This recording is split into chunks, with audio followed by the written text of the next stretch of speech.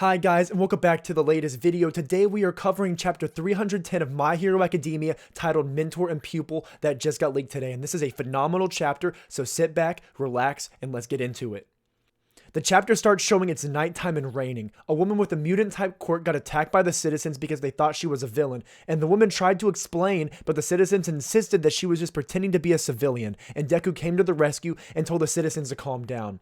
The citizens said that's because she walked alone at night, implying that it's her fault.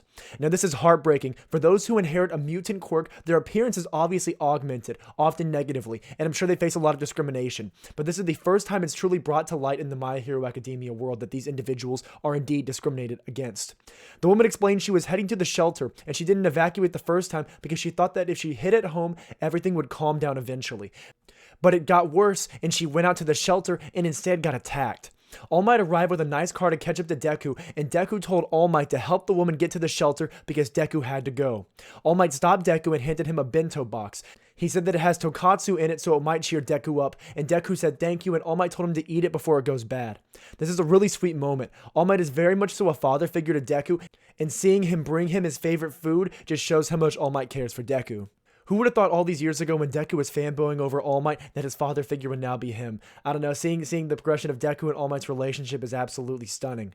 The scene then changes into One For All's Vestiges, where the 5th user said it feels like time went backwards, and Deku explained that they still haven't gotten enough information on League of Villains' whereabouts, and there's not enough people to handle the jailbreaker.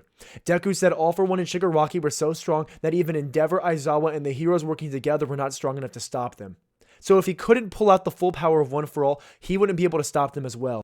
And Deku then flashed back to the vestige scene before Deku was awake at the hospital. The first user said to the second and third user to please cooperate in order to release the full power of One For All.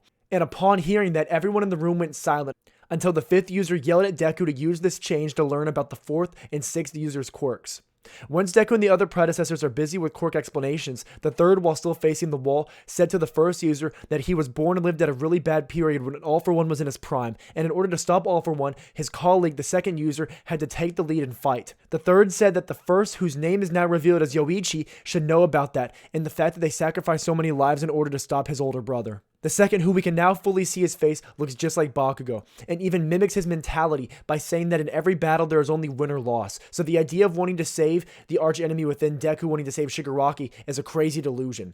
Then Yoichi told the 2nd user that this crazy delusion is harsh, and he asked the 2nd why did he reach out his hand to save Yoichi on that day, even when he knew Yoichi was a family member of his enemy within All For One. If the 2nd didn't bring out Yoichi out of the room that day, One For All wouldn't exist, thereby discrediting that viewpoint the 2nd had just mentioned. Yoichi also guessed that the 2nd and 3rd appeared in the vestige because they knew they didn't have any other choice but to entrust themselves to Deku to defeat All For One. The 2nd asked Yoichi if he thinks Deku will be able to end everything, and instead of directly answering, Yoichi answered with, "It's true that One For All's origin is being a power that won't bow down to All For One, but it's because you reached out your hand to me that One For All's journey started." As they showed the panel of Yoichi now taking the 2nd's hand, the next panel shows Deku and the predecessors, with the 2nd saying, "Listen kid, we're gonna speed things up from here," and Deku said yes as he bit on the bento box that All Might gave him. So what we see here is that Yoichi has convinced the 2nd and 3rd user to now lend Deku their strength to defeat All For One. This chapter is huge as we can now see the connection between Yoichi, the 1st user, and the 2nd and 3rd user, within the 2nd user being his savior and the reason that One For All was even carried on.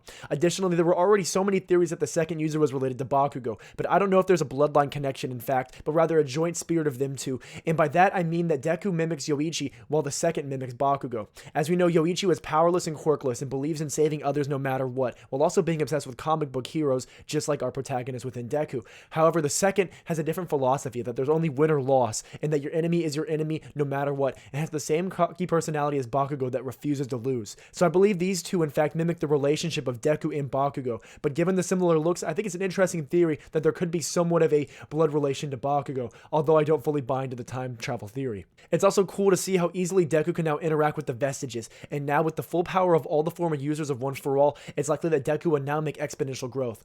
And I'm sure that the 2nd and 3rd users' quirks are more combat based rather than support based and assistance based as a lot of the other users are. And the reason I think that is because we've seen Float so far, Danger since, we've seen Banjo's ability within Black Whip, and these are all great abilities, right? Don't get me wrong, but none of them are extremely combat oriented the same way you would think that Deku would need to combat against All for One. We know that Deku already has super strength from All Might and Yoichi, but I believe that the second and third users' quirks are going to be absolutely game-changing with the whole combat-oriented system that I believe they have. Also, based on their looks, I don't believe they look like support users of quirks. I think they look like more absolute combat-oriented fighters. Guys, if you like this chapter spoiler breakdown, please don't forget to like, comment, and subscribe, and let me know what kind of videos you want to see next time.